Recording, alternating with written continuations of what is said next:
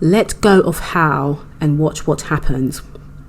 Before we get into this piece, I want to invite you to my new community, She Thrives Gold. She Thrives Gold is a high-level mentorship and identity elevation community for women who are ready to build consistent 10k to 100k months using nervous system regulation, wealth psychology, and simple organic business strategy.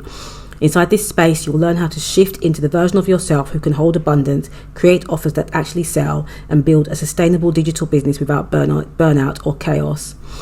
So let's get into this piece about forgetting the how and watching what happens. My name is Adina, and I have built several 6- and 7-figure digital business over the years using a content-driven business model and identity shifting. So let's get into this piece and the importance of letting go of the how and watching what happens.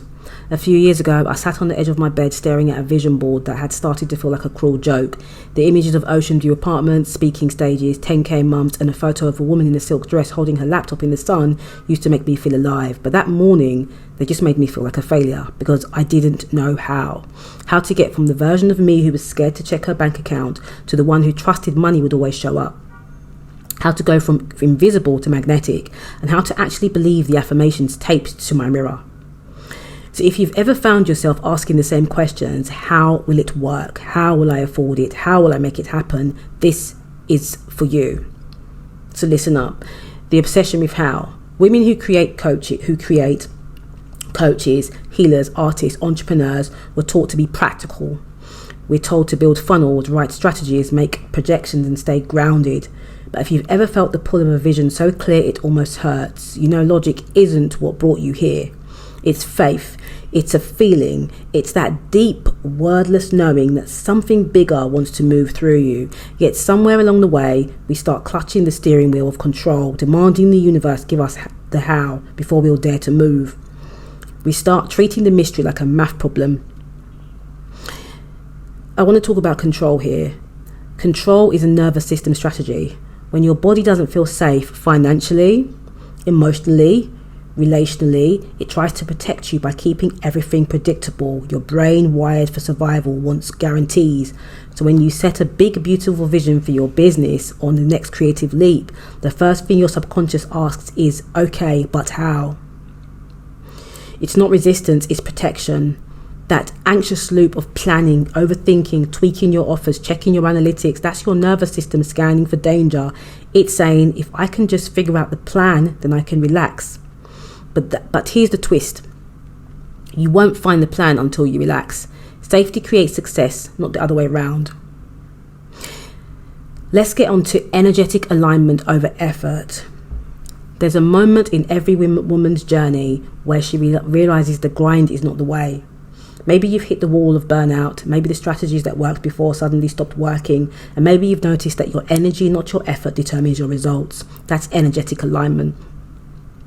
Before I get on to the next point about energetic alignment, I want to talk about myself quickly and talk about how I'm very well known for doing challenges. Everybody knows I'm a challenge queen. When I was writing on Medium consistently, in the beginning, people called me the challenge queen because I like doing challenges. But I want you to understand that for me, challenges are energetically aligned.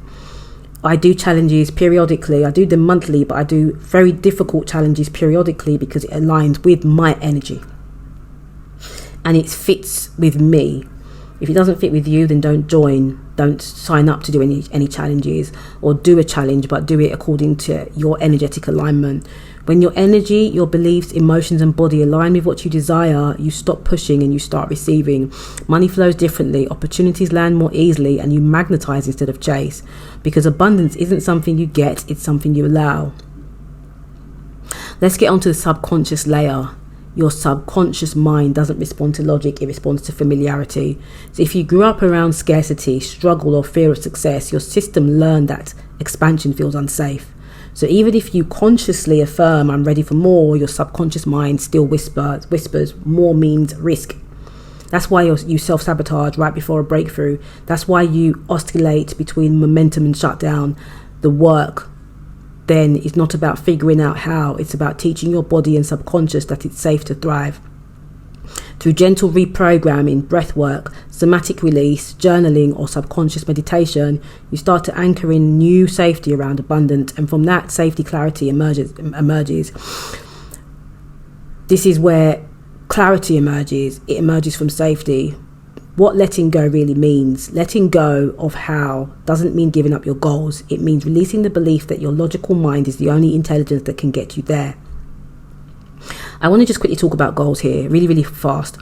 So I've started to do something where I don't set goals, but I make decisions.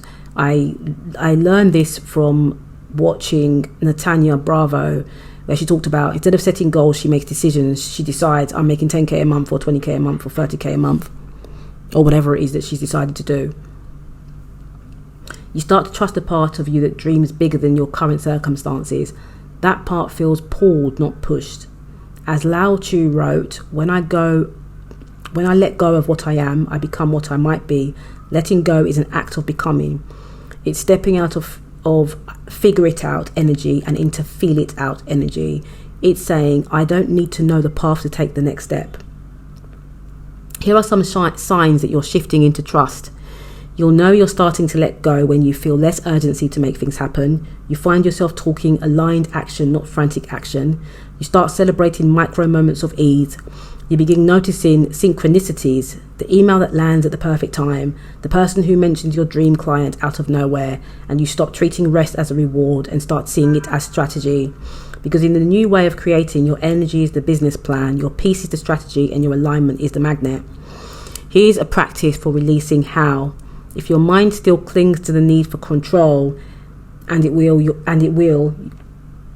you're human, try this simple daily practice. Name the desire, speak it out loud. I desire consistent 10k a month doing work I love.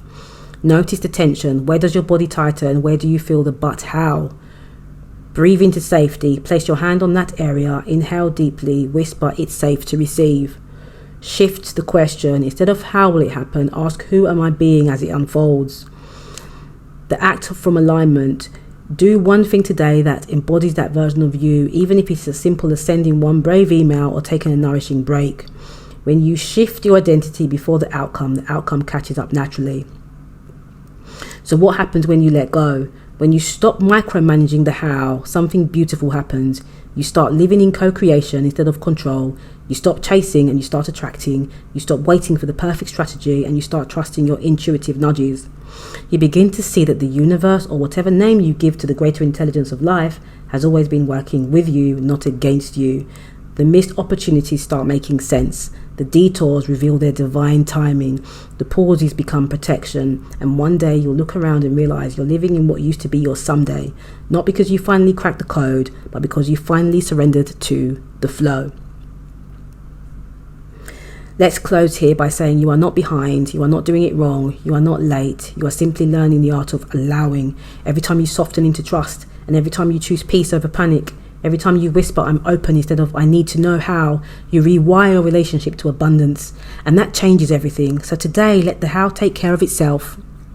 Let the how take care of itself. Your only job is alignment. Your only task is to feel safe, worthy, and ready to receive. Because when you let go of how, you finally make room for miracles.